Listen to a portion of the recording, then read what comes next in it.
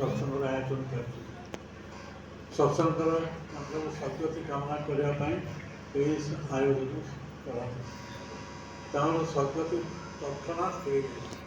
ଆମ ସମସ୍ତଙ୍କର ଗୋଟିଏ ଠିକଣା ହେଉଛି ଶ୍ରୀ ଠାକୁରଙ୍କ ଚରଣରେ। ଆମେ ସମସ୍ତେ ଯିବା ସେଇ ସାଧୁଙ୍କ ଚରଣ। ସଦ୍ଗତି ଶବ୍ଦର ଅର୍ଥ ହେଉଛି ସତ୍ ଅସ୍ତିତ୍ୱରେ ଗତି। ସତ୍ ଶବ୍ଦର ଅର୍ଥ ହେଉଛି ଅସ୍ତିତ୍ୱ, ଏକ ନୂତନ ଅସ୍ତିତ୍ୱରେ ଗତି। যে ব্যক্তি ଯେଉଁ ଭାବ ଦେଇକରି ତାର ସୋଲଟା ଅଫ୍ ହେଇଯାଇଥାଏ, ସେଇ ଭାବରେ ଯେଉଁ ସ୍ୱାମୀ ସ୍ତ୍ରୀ ମିଳିତ ହେଇଥାନ୍ତି, ସେଇ ସ୍ୱାମୀ ସ୍ତ୍ରୀଙ୍କ ପରିବାରରେ ସେଇ ଆତ୍ମା ପୁନଃପ୍ରବେଶ କରେ। আমরা আর্যকোষ্ঠী বিশ্বাস করি পুনরপি জন্ম পুনরপি মরণ পুনরপি জননী জঠরে শয়ন। তো কয়েকটি বাসাংশে দিনানি যথা বিহায় নবানী গুণাতি নবানী তথা শরীরানি বিহায় দিনা ধন্যানি সংজাতি ধন্যানি গৃহী। অর্থাৎ এই শরীরের বস্ত্র যেତେବେଳେ পুরোনো হয়ে ফাটি যায় ফুটি যায়, সেତେବେଳେ তাকে আত্মা ত্যাগ করে, আত্মা হচ্ছে অবিনশ্বর অবিনাশী নশ্বর, সে ত্যাগ করে নূতন শরীর গ্রহণ করে। সেইপাই শ্রাদ্ধ করার ব্যবস্থা রয়েছে আমার আর্যকোষ্ঠী। কুয়াযাই বিষ্ণু পুরাণে কুয়াযাইছে যে আয়ুর্ধন এবং বিদ্যা প্রযুক্তি পুরুষোত্তম পূর্বপুরুষম তস্মাৎ সর্বপ্রযুক্তম সাধন পর্যাপ্ত প্রদত্ত। সর্বপ্রথম সহিত শ্রাদ্ধ করা কুযাই বিষ্ণু পুরাণ। শ্রাদ্ধ মানে হচ্ছে শ্রদ্ধা অর্পণ করা। সে দিবঙ্গত আত্মার প্রতি শ্রদ্ধা পোষণ করা হচ্ছে শ্রাদ্ধের কথা। পিতৃঋণ মাতৃঋণকে শোধ করে পারନ୍ତି না। জন্ম জন্মান্তর ধরে কেউ শোধ করে পারନ୍ତି না। পিতা ধর্ম পিতা স্বর্গ পিতাই পরম তপ পিতরি বিধিমাত পদে প্রিয়ান্ত সঙ্গে। পিতা ধর্ম পিতা স্বর্গ পিতাই পর্ব নন্দনা পিতৃপ্রীতি চারি আনে সব দেবতার বন্দনা। ପିତୃପ୍ରୀତି ସବ୍ ଦେବତାକେ ଯେଉଁ ପିତୃମାତୃ ଭକ୍ତ ହୁଅନ୍ତି ସେମାନଙ୍କର ଅନ୍ୟ କୌଣସି ମାନେ ପୁରୁଷୋତ୍ତମ ଭକ୍ତ ହୁଅନ୍ତି, ସେମାନେ ଅନ୍ୟ କୌଣସି ଦେବଦେବୀଙ୍କର ପୂଜା କରାଯାଇପାରେ ନା। ପୁରୁଷୋତ୍ତମ ହେଉଛନ୍ତି ସର୍ବଦେବମୟ। ତେଣୁ ସେହି ଉଦ୍ଦେଶ୍ୟରେ ଆଜି ଏ ଯେଉଁ କରାଯାଉଛି, ତାଙ୍କର ଆତ୍ମାର ସଦ୍ଗତି ସେହି ସମୟରେ ରହିଛି ଏବଂ ତାଙ୍କ ଯେଉଁ ଅଧୁରା କାମ ରହିଛି, ସେ ଅଧୁରା କାମ ତାଙ୍କର ପରବର୍ତ୍ତୀ ପରବର୍ତ୍ତୀ ଯେଉଁ ଜେନେରେସନ୍ ଅଛନ୍ତି ସେମାନେ ତାକୁ ପୂରଣ କରିବା ପାଇଁ ଚେଷ୍ଟା କରିବେ। ପିତୃପିତା ବା ପିତୃମାତୃଙ୍କର ବିୟୋଗ ହେଉଛି ଅପୂରଣୀୟ କ୍ଷତି, ଇରିଟେରେବଲ୍ ଲସ୍ ମଣିଷ ଜୀବନରେ। ତେଣୁ ସେହି ଅନୁସାରେ କାମ କରାଯିବ। ଶ୍ରୀ ଠାକୁର ଅତ୍ୟନ୍ତ ପିତୃମାତୃଭକ୍ତ ଥିଲେ। ଠାକୁର ଏଭଳି ମାତୃଭକ୍ତ ଥିଲେ ଯେ ଠାକୁର ମା ଯାହା କହିଦେଉଥିଲେ, ଆପଣ ସମସ୍ତେ ଜାଣନ୍ତି ସେ ଘଟଣା, ଯେ ସେ ତାକୁ ଅକ୍ଷର ଅକ୍ଷରେ ପାଳନ କରୁଥିଲେ। ତାଙ୍କର ଗୋଡ଼ରେ ଫୋଡ଼ା ହେଇଥିଲା, ସେଦିନ ଅଙ୍କ ପରୀକ୍ଷା ଥିଲା, ସେ ଯାଇପାରିବେ ନାହିଁ, ଚାଲିପାରୁନଥିଲେ। ମା କହିଲେ ତୁ ଆଜି ଯାଇପାରୁନୁ, ତୁ ଆଜି କୌଣସି ଅଙ୍କ କରିପାରିବୁ ନାହିଁ। ସେ ଦେଖିଲେ ସବୁ ଅଙ୍କ ତାଙ୍କୁ ଆସୁଛି, କିନ୍ତୁ ଯେହେତୁ ମା ମନା କରିଦେଇଛନ୍ତି କରିପାରିବେନି, ସେ କଲେ ନାହିଁ, କାନ୍ଦିକରି ପରୀକ୍ଷା ପତ୍ର ଘର ଛାଡ଼ିକିରି ଚାଲି ଆସିଲେ। ସେଠାରୁ କହୁଥିଲେ ପିଲାଦିନେ ମୋର କୌଣସି ଭଲ କାମ ପାଇଁ ମୋତେ ସମଗ୍ର ଦୁନିଆ ପ୍ରଶଂସା କଲେ ମଧ୍ୟ ମୋର ସେଥିରେ କେତେ ରୋମାଞ୍ଚ ହେଉନଥିଲା, କିନ୍ତୁ ମୋର ମା ଯଦି ପଦେ କଥା ମୋତେ ପ୍ରଶଂସା କରି କହିଦେଉଥିଲା, ମୋ ମନ ପ୍ରତି ସମଗ୍ର ପୃଥିବୀର ସମସ୍ତ ସମ୍ପଦ ବିଶ୍ୱବ୍ରହ୍ମାଣ୍ଡର ସମ୍ପଦ ଆସିକି ମୋର ପଦଲେଖନ କରୁଛି। ଏଭଳି ମାତୃଭକ୍ତ ଥିଲେ। ଆଜି ଯେଉଁ ସତ୍ସଙ୍ଗ ହେଉଛି ସାରା ଭାରତ ବର୍ଷରେ ଦେଶ ବିଦେଶରେ ବିଭିନ୍ନ ଜାଗାରେ ସତ୍ସଙ୍ଗ ହେଉଛି। ଆଜି ଦେଶର ବାତାବରଣ ଅତ୍ୟନ୍ତ ପ୍ରଦୂଷିତ ହୋଇଯାଏ। ଦେଶର ଶିକ୍ଷା ବ୍ୟବସ୍ଥା, ସ୍ୱାସ୍ଥ୍ୟ ବ୍ୟବସ୍ଥା, ସାହିତ୍ୟ, ରାଜନୀତି, ଧର୍ମ, ମଣିଷର ବ୍ୟକ୍ତିଗତ ଜୀବନ, ଦାମ୍ପତ୍ୟ ଜୀବନ, ପାରିବାରିକ ଜୀବନ, ସାମାଜିକ ଜୀବନ, ରାଷ୍ଟ୍ରୀୟ ଜୀବନ ଏବଂ ଧାର୍ମିକ ସଂସ୍ଥା, ସାଧୁସନ୍ଥ ଏବଂ ପିତା ମାତା, ଭାଇ ଭଉଣୀ ସମସ୍ତେ ଆଜି ଏବେ କମର୍ସିଆଲ ହେଉଛି। ଖେଳ ମଧ୍ୟ ଆଜି କମର୍ସିଆଲ, ମ୍ୟାଚ୍ ଫିକ୍ସିଂ ହେଉଛି, ଖେଳ ମଧ୍ୟ କମର୍ସିଆଲ ହେଉଛି। ପଲିଟିକ୍ସରେ କହିବା ତ ବାଦ ଦେବା କଥା, ପଲିଟିକ୍ସ ତ ପଦେ ପଦେ କରପ୍ସନ୍ ଚାଲିଛି। এই ପ୍ରଦୂଷିତ ବାତାବରଣକୁ ଶୁଦ୍ଧ କରିବା ପାଇଁ ପରବ୍ରହ୍ମ ଶ୍ରୀ ଠାକୁର ଆସିଛନ୍ତି ଏବଂ ବ୍ୟାପକ ଭାବରେ ଆଜି ସତ୍ସଙ୍ଗ ଦେବଠାରୁ ଆରମ୍ଭ କରି ଦେଶ ବିଦେଶରେ ସର୍ବତ୍ର ବ୍ୟାପକ ଭାବରେ ସତ୍ସଙ୍ଗ ଚାଲିଛି। ଶ୍ରୀ ଠାକୁର ଚାହିଁଛନ୍ତି ଯେ 10 କୋଟି ଦୀକ୍ଷା ହେବା ପାଇଁ 1953 ଜାତୀୟ ଆଶ୍ରମରେ ଠାକୁର କହିଥିଲେ 10 କୋଟି ଦୀକ୍ଷା କରିବା କଥା। ପରୋକ୍ଷ ବର୍ଷ ସେ ବଡ଼ଆ ଶୁଣିଥିଲେ କଥା କହିଥିଲେ। Every house should be reconstructed, every individual should reform. ଠାକୁର କହୁଛନ୍ତି ଅମେବାଣୀରେ ଠାକୁର ଅଶ୍ୱିନୀ କୁମାର ବିଶ୍ୱାସଙ୍କ ସହିତ କଥୋପ କଥନରେ ଏକଥା କହିଛନ୍ତି ଏବଂ ଦେଶ ଉଚ୍ଚତ ଆସିଲେ ସେ ପଲିଟିକ୍ସ କରିଥିଲେ। ଠାକୁର କହିଲେ ପଲିଟିକ୍ସ କରୁ ଯାହା କରନ୍ତୁ ଦେଶ ଗଠନରେ ସବୁଠୁ ବଡ଼ କଥା ହେଉଛି ମଣିଷ ତିଆରି କରିବା। ଯେଉଁ ଦେଶକୁ ସ୍ୱାଧୀନ କରିବା ପାଇଁ ଆପଣମାନେ ଚେଷ୍ଟା କରୁଛନ୍ତି ସେ ଦେଶର ମଣିଷମାନେ ଆଗେ ମଣିଷ ହେବା ଉଚିତ ଯେ ଏ ଦେଶ ବିରାଟ ଦେଶର ଦାୟିତ୍ୱ ବନ୍ଦ କରିପାରିବେ। ମଣିଷ ତିଆରି ନେଲେ ଦେଶର ଦାୟିତ୍ୱ କେହି ବନ୍ଦ କରିବା ପାଇଁ ନଥିଲେ। ତେଣୁ ପ୍ରଥମ କଥା ମଣିଷ ତିଆରି କରିବା। ମଣିଷ ତିଆରି କରିବା କୌଣସି ସ୍କୁଲ କଲେଜ ବିଶ୍ୱବିଦ୍ୟାଳୟ ବିଜ୍ଞାନ କଲେଜ ମହିଳା କଲେଜ ବିଏଡି କଲେଜରେ ହୁଏ ନାହିଁ। ସେ ପିତାମାତାର ମାଧ୍ୟମରେ ହୁଏ, ପିତାମାତାର ଦ୍ୱାରା ହିଁ ହୁଏ। ତ ସେ ଜଣେ ବିବାହ ସଂସ୍କାର କଥା ସେ ଠାରୁ କହିଛନ୍ତି। ଏ କଥା କେହି କହିନାହାନ୍ତି, ସମସ୍ତେ ଅନୁଭବ କଲେ ମଧ୍ୟ କେହି କହୁନାହାନ୍ତି, ଭୟରେ କହୁନାହାନ୍ତି। ଆଜି ଦେଶରେ ପ୍ରତିବର୍ଷ ବିବାହ ବ୍ୟାପକ ଭାବରେ ଘଟୁଛି।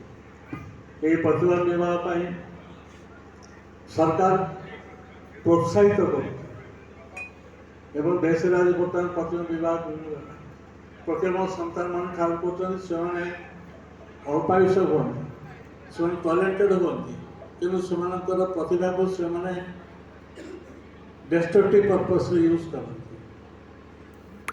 ସେମାନେ ସର୍ଟ ଟେମ୍ପର ହୁଅନ୍ତି ଇତ୍ୟାଦି ଇତ୍ୟାଦି। ତେଣୁ ଆଜି ଦେଶରେ ଏହି ପ୍ରତିଲୋମ ବିବାହ ବ୍ୟାପକ ଭାବରେ ଘଟି ଚାଲିଛି।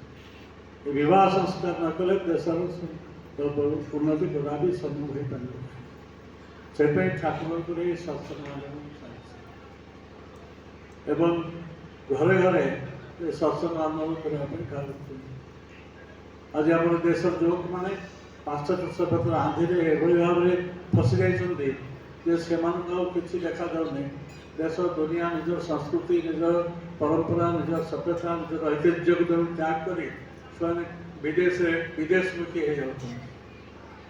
ପିତାମାତାଙ୍କୁ ଉପେକ୍ଷା କରୁଛନ୍ତି, ବୃଦ୍ଧ ପିତାମାତାଙ୍କର ସେବା ଯତ୍ନ କରୁନାହାନ୍ତି।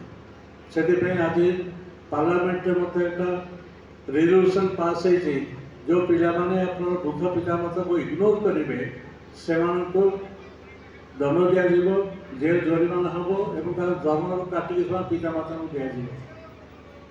ଅଧିକା ପିତାମାତା ବିଦେଶ ଚାଲି ଯାଉଛନ୍ତି।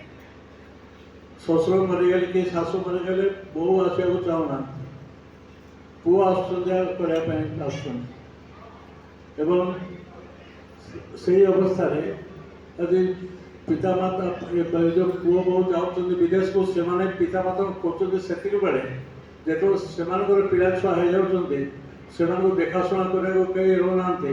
ସେଠି ଯେଉଁ ଡୋମେଷ୍ଟିକ୍ ହେଲ୍ପ ମିଳୁଛନ୍ତି କାମର ଲୋକ ମିଳୁଛନ୍ତି ସେମାନେ ବହୁତ ଦାରଣ ମାଗୁଛନ୍ତି। ତେଣୁ ସେତେବେଳେ ପିତାମାତାଙ୍କୁ ଡାକୁଛନ୍ତି। ସେତେବେଳେ ପିତାମାତାଙ୍କ ଛୁଆ ଏତେ ନିର୍ଭରଯୋଗ୍ୟ ସେବକ ଆଉ କେହି ନାତି ନାତୁଣୀଙ୍କୁ ରହିପାରିବେନି। ସେ ପିତାମାତାଙ୍କୁ ସେଠିକାର ପରିସ୍ଥିତି ସେଠିକାର ପରିବେଶ ସେ ସମାଜ ଭଲ ଲାଗୁନାହିଁ। ସେମାନେ ଛାଟିପିଟି ହେଉଛନ୍ତି ସେଠୁ ପଳେଇ ଆସିବା ପାଇଁ। ଏଇଭଳି ଆଜିର ଅବସ୍ଥା ହେଇଛି। ପିତାମାତାଙ୍କୁ ଉପେକ୍ଷା କରେ। ଗୋଟେ ଛୋଟିଆ ଘଟଣା ମନେ ପଡ଼ୁଛି। ଗୋଟିଏ ମାଆର ଗୋଟେ ପିଲା ଜନ୍ମ ହେଲା, ସେ ମୂଳରୁ ଜନ୍ମାନ ନଥିଲା, ତା ଆଖି ନଥିଲା। ତାର ମା ତାକୁ ତା ନିଜର ଆଖି ଦେଇ ସେ ଅନ୍ଧୁଣୀ ହେଇଗଲା। একথা কেউ জানতেন, সে ডাক্তার জানতেন এবং নর্স জানতেন। তারপরে সে পুଅ বড় ହେଲା, ଚାକିରି ପଢ଼ାପଢ଼ି କଲା, ପଢ଼ିଲା, ବିବାହ କଲା। ଆଉ ଯେଉଁ ସ୍ତ୍ରୀ ସେ ଶାଶୁକୁ ମୋତେ ଭଲ ପାଏନି, ଶାଶୁକୁ ଖାଇବା ପିଇବା ଏନ୍ଜୟ କରେ, ସେବା ଯତ୍ନ କରେନି। ପୁଅ ବି ସ୍ତ୍ରୀ କଥାରେ ଭାସିଯାଏ, ପୁଅ ବି ଶାଶୁ ମାଆକୁ ପଚାରେ। ମା ଏଇଭଳି ଭାବରେ ନିର୍ଯାତିତ ହେଇକରି ଚାଲିଗଲା, ବମ୍ବେ ଚାଲିଗଲା। ତାପରେ ମା ଗୁରୁତର ଅସୁସ୍ଥ ହେଲା। ଅସୁସ୍ଥ ହେଲା ବେଳେ କେହି ପାଖରେ ନାହାନ୍ତି। ସେ ନର୍ସ ସେ ଜାଣିଛି ଯେ ସେ ମା ତା ପୁଅକୁ ଆଖି ଦେଇଛି। ସେ ମା ସେ ନର୍ସ ସେ ପୁଅକୁ ଫୋନ୍ କରି ଖବର ଦେଲା ଯେ ମା ସିରିୟସ୍ ଆଉ ବଞ୍ଚିବାର ଆଶା ନାହିଁ, ଯଦି ଦେଖା କରିବାକୁ ଚାହୁଁ ସେ ଜାଗାରେ ହଉ ତାହେଲେ ଶୀଘ୍ର ଚାଲି ଆସ।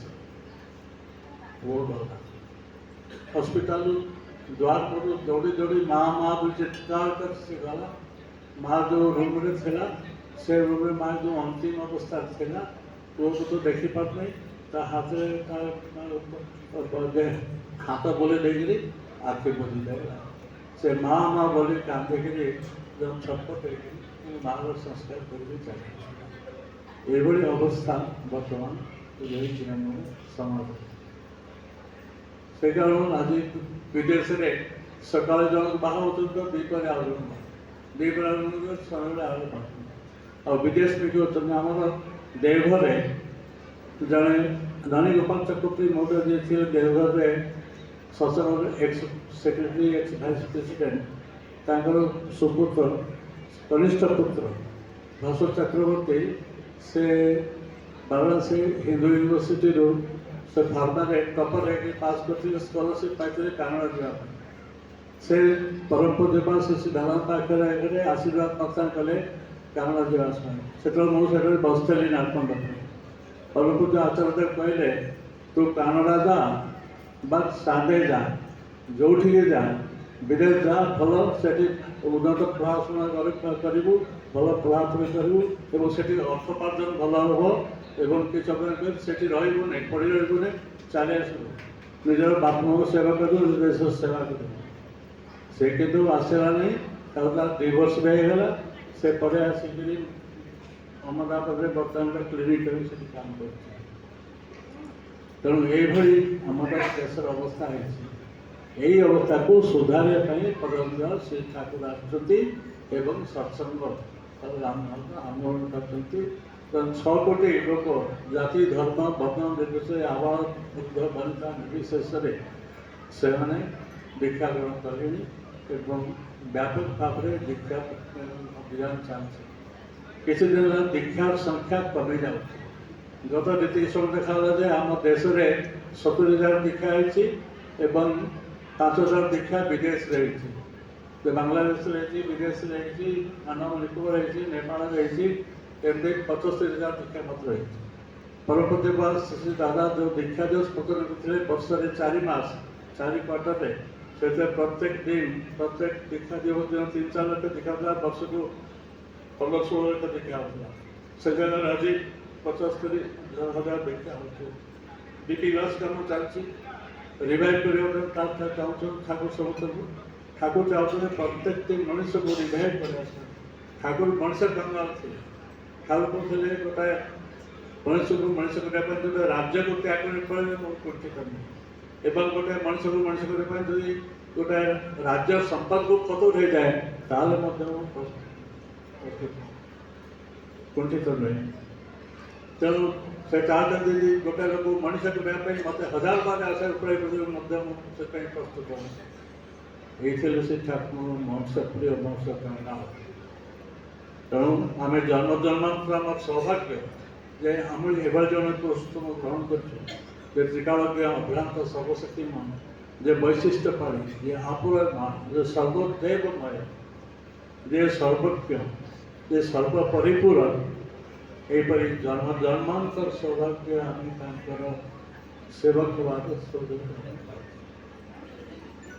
तेणु आज जो सत्संग होती बंशीधर स्वाईंकर आत्मार स्वीकृति तेणु आत्मार स्वीकृति तत्काल हो जो मैंने आज उपस्थित पुत्र कन्या से मनोज महामाया मत फोन करता दिल्ली ये सत्संग जोगदेवाई आसवे बहुत असुविधा थी बर्तमान समस्त फ्लाइट कैंसल हो इंडिगो फ्लाइट कैंसल हो केवल एयर इंडिया चलती एयर इंडिया रे 50,000 और 50,000 60,000 फ्लाइट फेयर गत काली 16,000 टका मुझे याठू अपेक्षा कर ठीक नुह से 16,000 टका देखिए मोटा आसिले आज ये सत्संग कर परिवार समस्ते पशुपालन कर ଜନ୍ମଜନ୍ମାନ୍ତର ସୌଭାଗ୍ୟରେ ପରିଣତ ପ୍ରାର୍ଥନା କରୁଛି ଏବଂ ସମସ୍ତଙ୍କର କୁଶଳ ମଙ୍ଗଳ ପ୍ରାର୍ଥନା କରୁଛି। ସର୍ବେ ଭବନ୍ତୁ ସୁଖିନଃ ସର୍ବେ ସନ୍ତୁ ନିରାମୟା ସର୍ବେ ଭଦ୍ରାଣି ପଶ୍ୟନ୍ତୁ ମା କଶ୍ଚିତ୍ ଦୁଃଖ ଭାବ ଜୟ ଗୁରୁ।